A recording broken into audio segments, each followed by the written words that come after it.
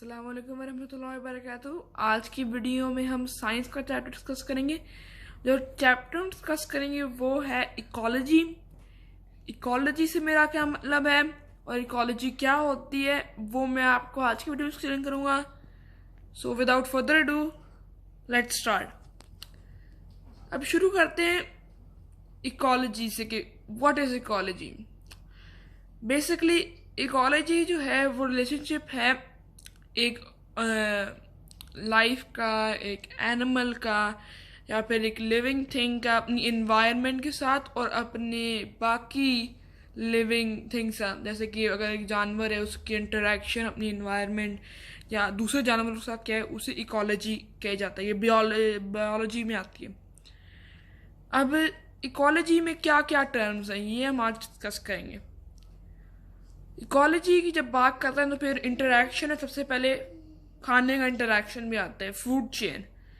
अब food chain जिनको नहीं पता क्या होती है वो मैं बताना चलूँ। फूड चेन बेसिकली होता ये कि food chain is the transfer of energy from the producer, जो प्लांट्स होते हैं, टू द कंज्यूमर और फिर डीकम्पोजर इवेंचुअली। अब कंज्यूमर कौन है? कंज्यूमर हैं प्रोड्यूसर के। उन्हें कहा जाता है जैसे कि ये हर्बीवोर्स कहा जाता है उनको, जैसे डियर हो गया या फिर चले बकरा हो गया। ऐसे जो जानवर होते हैं जो पौधे खाते हैं उनको हर्बीवोर्स कहते हैं। अब फूड चेन में जब आगे प्रोग्रेस करते हैं तो हमें मिलते हैं कार्निवोर्स। अब कार्निवोर्स कौन होते हैं? कार्निवोर्स वो होते हैं जो गोश्त खाते हैं, जो इन हर्बीवोर्स को कंज्यूम करते हैं। वो भी कंज्यूमर ही होते हैं, हर्बीवोर्स भी कंज्यूमर होते हैं। अब इसकी एग्जांपल मैं आपको दे चलूँ, एक हो सकता है शेर या चीता। ये या हम भी इनफैक्ट गोश्त खाते हैं जानवरों का। तो हम हर्बीवोर्स और कार्निवोर्स दोनों हैं। अब इनसे आगे आते हैं डीकम्पोजर्स। जब ये जानवर मर जाते हैं तो ये डीकम्पोज होकर वापस सॉइल में जाते हैं और फिर उधर पौधा उगता है। तो ये साइकिल चलता रहता है। इनमें स्कवेंजर्स भी आते हैं। फिर स्कवेंजर्स जो होते हैं वो करते ये हैं कि जो एनिमल मर जाता है, जो जानवर मर जाता है, उसकी वो डेड मीट उठा के खाते हैं। इसकी एक बड़ी अच्छी एग्जांपल है वॉल्चर। वॉल्चर एक बर्ड है जो एक स्कैवेंजर है और वो डेड मीट खाता है। अब मैं आपको एक ग्राफ चला चलूँ जो एक्सप्लेन करता है इकोलॉजी और फूड चेन को। जी, तो अब हम फूड चेन को व्यू करते हैं। जो एग्जाम्पल हम देख रहे हैं वो है चीता फूड चेन। इससे आगे भी डिकम्पोजर्स भी आता है जब चीता डिकम्पोज होता है, लेकिन वो इस ग्राफ में नहीं दिया गया। तो हम सिर्फ चीते तक ही बात करेंगे, डिकम्पोजर्स की बात अभी नहीं करेंगे। वो मैंने आपको वैसे एक्सप्लेन कर दिया कि डिकम्पोजर होता क्या। अब चीता फूड चेन अगर आप देख रहे होंगे तो सबसे पहले सूरज से शुरू होती है, सन से।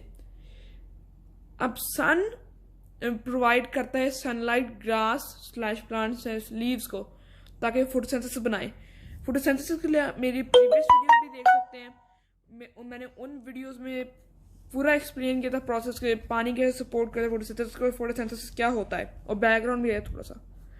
अब ये प्लांट्स, लीव्स वगैरह फूड चेन में कैसे काम आते हैं, और फिर ये तो फूड चेन होती है, इसमें प्लांट से क्या लेना देना है, और सन कैसे मतलब कि फूड चेन है, सन एक खाना तो नहीं है।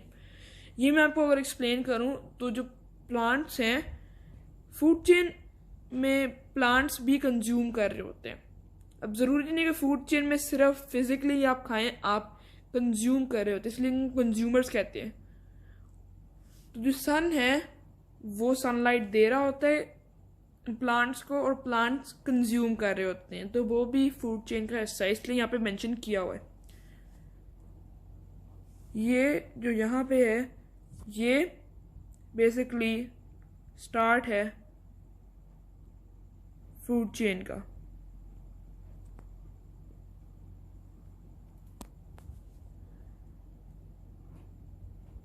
तो ये मैंने आपको अभी एक्सप्लेन किया है कि सन कैसे हिस्सा लेता है फूड चेन में। अब आगे प्रोग्रेस करते हैं ग्रास, प्लांट्स और लीव्स की तरफ।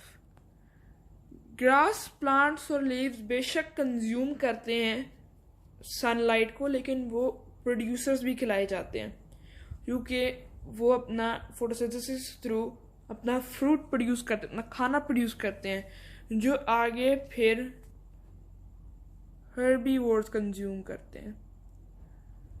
अब हर्बीवोर्स जो हैं, हर्बीवोर्स की डेफिनेशन ये है species which Yeats plants, only plants. जो प्लांट्स और गोश्त दोनों खाते हैं उनको ओमनीवोर्स कहते हैं, जैसे कि बेयर्स या हम। ये जो गज़ेल है, यहाँ पे एग्जांपल जो दी गई है गज़ेल की, ये गज़ेल एक हर्बीवोर है और एक कंज्यूमर है। अब इन्हें प्राइमरी कंज्यूमर कहा जाता है। जो सबसे पहला कंज्यूमर होता है फूड चेन में, एक्सक्लूडिंग द प्लांट्स, वो प्राइमरी कंज्यूमर्स होते हैं। अब आगे चलते जाएं तो हमारे पास आ जाता है चीता। अब चीता जो है वो एक सेकेंडरी कंज्यूमर है और एक कार्निवोर है। इसका मतलब ये है कि ये सिर्फ गोश्त खाता है, हर्बीवोर्स की तरह ये पौधे नहीं खाता, इसलिए ये सेकेंड स्टेज में आता है फूड चेन में। जो थर्ड स्टेज है वो फिर आगे बढ़ते रहते हैं, जैसे कि सेकेंडरी के बाद प्राइमरी के बाद सेकेंडरी, फिर आगे चलते रहते हैं जब तक वो डिकम्पोज नहीं हो जाते। एक बेसिक एग्जांपल थी फूड चेन की। अब हम इकोलॉजी के हवाले से एक और चीज़ के बारे में बात करेंगे, जो है एडेप्टेशंस। जी, तो हम एडेप्टेशंस की तरफ आ चुके हैं। सबसे पहले बात करते हैं कि एडेप्टेशंस क्या हैं। बेसिकली अगर मैं आपको डेफिनेशन बताऊं तो adaptations are characteristics of organisms that enable them to survive in their habitat environments. These adaptations make them suitable to the environment. इसका मतलब ये है कि और ऑर्गन्स में कुछ खसूसियात होती हैं जो उस ऑर्गन को स्पेसिफिक जगह में सरवाइव करने के लिए कैपेबिलिटी देती हैं, उनको कहते हैं अडेप्टेशंस। यानी कि बॉडी आपके ऑर्गन्स अडेप्ट कर रहे हैं आपकी इन्वायरमेंट के साथ। अब चीता कैसे अपनी इन्वायरमेंट के साथ अडेप्ट करता है, ये आज हम इसके बारे में बात करेंगे। अगर आप चीते की दुम देख रहे होंगे, मैं आपको मार्क भी कर देता हूँ यहाँ, तो ये एक येलो स्पॉट है। ये येलो जो लाइन जा रही है, मेरा मतलब ये था, ये बेसिकली चीते की दुम को रेफर कर रही है। अब चीते की दुम का क्या लेना है उसके अडेप्टेशन के साथ? अगर आप देख रहे होंगे इसकी दुम को, तो इसके एंड पे एक फ्लैट सरफेस है, उसकी टिप पे, इसकी एंड पे एक फ्लैट सरफेस है। अब ये कैसे मदद करती है चीते को? जब चीता भाग रहा होता है, तो आप सब लोगों को पता है कि चीता काफ़ी तेज़ भागता है, सबसे तेज़ जानवर है इस दुनिया में। तो उसको तेज़ भागने के लिए बैलेंस होना ज़रूरी है, तो इसलिए ये टिप जो है वो फ्लैट है, ताकि वो उसका बैलेंस मेंटेन रहे। अगर ये फ्लैट नहीं होती तो फिर चीते का बैलेंस मेंटेन नहीं होता और वो स्लिप हो जाता। आगे प्रोग्रेस करते हुए चलते हैं हम चीते की लेग्स पे, इस पार्ट पे। अब चीते की लेग्स का क्या लेना देना उसकी स्पीड के साथ? जाहिर सी बात है, इसका बहुत मेजर एस्पेक्ट है, एक बहुत मेजर एडेप्टेशन है उसकी स्पीड के साथ, क्योंकि वो टांगों से ही तो भागता है। अब अगर आप देख रहे होंगे तो काफ़ी लंबी टांगे हैं, ये देखें काफ़ी लंबी टांगे हैं। अब इन लंबी टांगों का क्या प्रॉफिट होता है चीते को, आज हम सीखते हैं। इसका जो प्रॉफिट है वो ये है कि चीता फिर ऊंची छलांगे मारता है, लॉन्ग स्ट्राइड्स जिसे आप कह लें, लीप्स कह लें।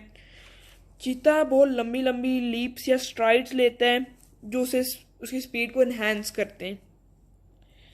स्पीड सिर्फ इन्हेंस नहीं होती चीते की, उसका मोमेंटम भी गेन होता है साथ साथ। अगर हम और आगे चलें, उसके ऑर्गन्स की तरफ आए, तो सबसे पहले ऑर्गन्स में इसका आता है हार्ट और आर्टरी पंप्स। हार्ट और आर्टरी पंप्स की बात किए जाए तो जो चीते का स्पेसिफिक हार्ट है वो हमारे हार्ट से ज़्यादा ऑक्सीजन पंप कर रहा होता है, क्योंकि हम नॉर्मली कितनी स्पीड पे भाग सकते हैं, 20-25 किलोमीटर पर आवर, लेकिन चीता काफ़ी अमेजिंग स्पीड से भाग रहा होता है, इसलिए उसकी जो आर्टरीज और हार्ट है वो काफ़ी तेज़ पंप कर रहा होता है, ऑक्सीजन को अंदर ले रहा होता है और कार्बन डाइऑक्साइड को बाहर एक्सचेंज कर रहा होता है, क्योंकि उसकी जो स्पीड है वो बहुत हाई होती है। अगर वैसे वो रेस्ट कर रहा हो फिर वो उसका उतना ही हार्ट रेट होगा जितना हमारा अभी है। इसका एक और बड़ा फैक्टर भी है कि इतनी ज़्यादा ऑक्सीजन और कार्बन डाइऑक्साइड कैसे लेता है, उसका हमारे से बड़ा दिल भी है, ज़्यादा बड़ा है उसका। हमारा एवरेज दिल अगर इतना होगा तो चीते का इतना है।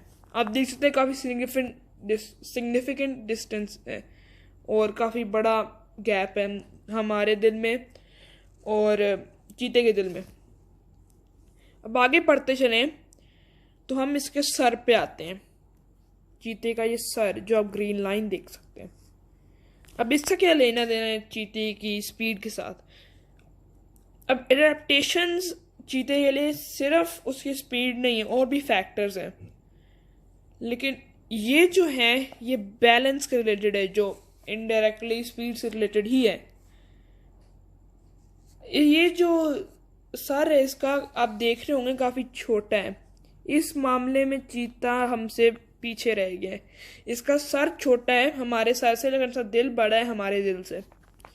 ये देखिए, इससे सर का साइज अगर इतना होगा तो हमारे सर का साइज इतना होगा, उतना ही डिफरेंस आ गया जितना हमारे हार्ट में और चीते के हार्ट में है।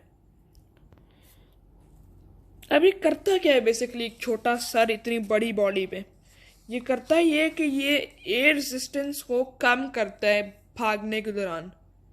जो मैंने आपको पहले बताया था, इनडायरेक्टली उसकी स्पीड से ही लेना देना है इसका। अब अगर इसके मुंह पे हम वापस आए तो फिर इसके सबसे मेन पार्ट आता है हंटिंग पे, इसके दांत।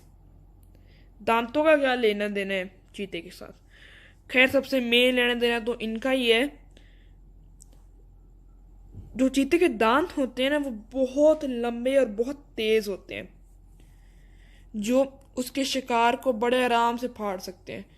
और अगर आप देख सकें तो अल्लाह ताला ने इन जानवरों में भी कितनी अकल रखी हुई है कि इसको पता है कि अगर मैं अपने शिकार के गर्दन पे हमला करूँगा तो वो फौरन मर जाएगा।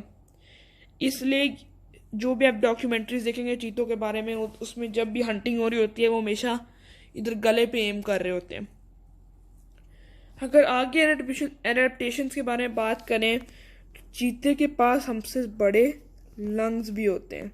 जी हाँ, हार्ट और आर्टरीज का तो बहुत बड़ा हिस्सा होता है गैसेस एक्सचेंज करने का, लेकिन लंग्स भी उनमें से एक हैं जिनमें वो रखी जाती है गैसेस एक्सचेंज होने के दौरान, ऑक्सीजन और कार्बन डाइऑक्साइड।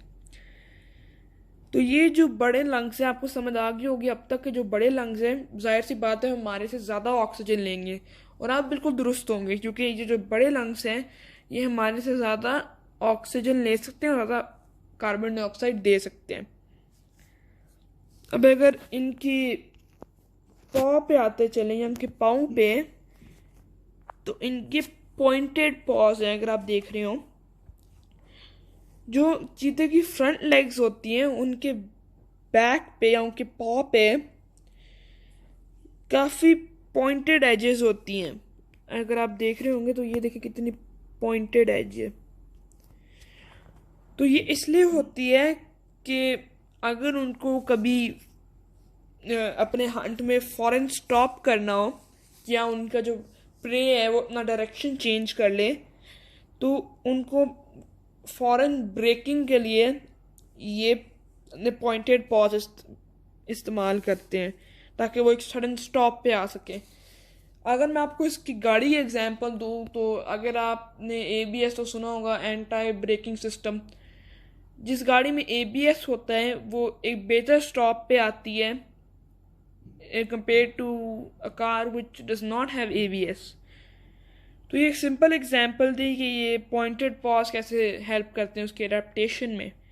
अब आप लोग अब तक नोटिस कर रहे होंगे कि ये जो चीता है उसकी एडेप्टेशंस हमेशा स्पीड से लिंक्ड है, क्योंकि वो हमेशा हंटिंग कर रहा होता है। आगे मैं आपको इंसानों की भी एडेप्टेशन बताऊंगा सर्टेन एरिया में, जैसे कि नेगेटिव टेम्परेचर्स में या फिर हाई टेम्परेचर्स में। लेकिन फिलहाल हम चीते की बात करते हैं। अगर आगे चले चीते की एडेप्टेशन में, तो हमारे पास इसके पंजे आते हैं या फिर क्लॉज। इसके पंजों का क्या रोल है एडेप्टेशन में? जो पंजे इसके वो बेसिकली चीते को ट्रैक्शन देते हैं। ट्रैक्शन से क्या फ़र्क पड़ेगा चीते को? जैसे मैंने आपको पहले बताया था कि अगर उसका प्रे अपनी डायरेक्शन चेंज कर ले तो चीते को भी फ़ौरन अपनी डायरेक्शन चेंज करनी होगी। तो इसलिए ट्रैक्शन होना बहुत ज़रूरी है, वरना चीता स्लिप हो जाएगा इतनी हाई स्पीड से और उसको काफ़ी स्वेयर इंजरी भी हो सकती है। इसलिए क्लॉज होते हैं ताकि वो ज़मीन के अंदर डाल के अपनी डायरेक्शन चेंज कर सके और वो स्लिप ना हो सके। बेसिकली उसका ज़मीन के साथ कांटेक्ट रहे और फ्रिक्शन मेंटेन रहे उसकी। अगर इसकी फाइनल अडेप्टेशंस को देखें ग्रासलैंड्स में, तो वो आती है इसकी पीछे क्लॉ की जो पीछे वाली हड्डी होती है, जिसे ड्यू क्लॉ भी कहते हैं। अब ड्यू क्लॉ क्या है? ये जो क्लॉ होता है ये बेसिकली पकड़ लेता है अपने प्रे को। अब आप देखते हैं कि कोई भी डॉक्यूमेंट्री, तो उसमें चीते के दांत होते हैं प्रे के गर्दन में, और उसके जो ये वाले पॉज होते हैं ये उसने पकड़े होते हैं प्रे के ऊपर, और ये वाले भी ये लपेट लेता है अपने पाँव प्रे के साथ ताकि वो भाग ना जाए। तो ये थी सारी एडेप्टेशंस चीतों की। मैंने आपको एडेप्टेशंस के मीनिंग्स ही समझाए, इकोलॉजी की मीनिंग्स बताए, फूड चेन के बारे में डिस्कशन की हमने, और उम्मीद है आप लोगों ने काफ़ी सीखा होगा इस वीडियो से। इस वीडियो को शेयर करें ताकि और लोग भी इंफॉर्मेशन सीख पाएँ। इस वीडियो को लाइक भी कर दें, और अगर आप सब्सक्राइब नहीं है तो सब्सक्राइब भी कर दें। अल्लाह हाफिज़।